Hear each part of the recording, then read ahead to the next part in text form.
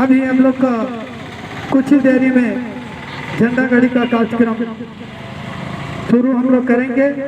मुड़मा से आए हुए हैं हमारे बुजुर्ग, उनका भी